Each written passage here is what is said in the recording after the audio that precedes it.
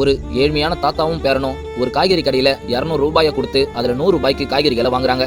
அப்ப அந்த தாத்தாவும் மீதி 100 ரூபாயை தாங்க அப்படின்னு அந்த காய்கறி கடைக்காரர்கிட்ட கேட்கிறாரு. அதுக்கு அந்த காய்கறி கடைக்காரரும் வெறும் 100 ரூபாய் தான் நீங்க கொடுத்தீங்க, 200 ரூபாய் கொடுக்கல அப்படின்னு சொல்றாரு.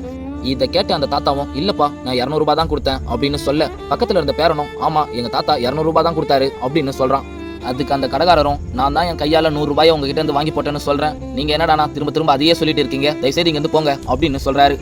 அந்த தாத்தாவும் அவங்க பேரங்கிட்ட சரி வாப்பா நம்ம இங்க இருந்து போயிடலாம் அப்படின்னு சொல்லி அவனை கூட்டிட்டு போறாரு. அந்த தாத்தாவும் பேரனும் எப்பவும் போல கோழிக்கறி வியாபாரம் செய்து கொண்டிருக்கும் பொழுது அப்ப அந்த காய்கறி வியாபாரி அந்த கோழிக்கறி கடைக்கு வந்து 200 ரூபாயை கொடுத்து அதுல 100 ரூபாய்க்கு கோழிக்கறியை வாங்குறாரு. அந்த தாத்தாவும் மீதி 100 ரூபாயை அந்த காய்கறி கடைக்காரர்கிட்ட கொடுக்குறாரு.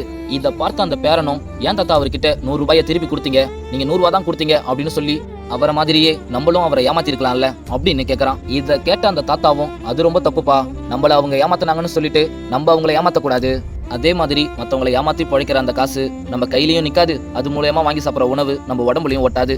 மாறா நான் சொல்ற இந்த விஷயத்த நீ என்னைக்கும் மறந்துடாத, நம்ம வாழ்க்கையில நம்ம ஏமாந்து கூட வாழலாம், ஆனா மற்றவங்களை ஏமாத்தி என்னைக்கும் வாழக்கூடாதுன்றத நீ என்னைக்கும் மறந்துடாத அப்படின்னு சொல்றாரு. இந்த குட்டி ஸ்டோரி பிடிச்சிருந்தா மறக்காம லைக் பண்ணுங்க.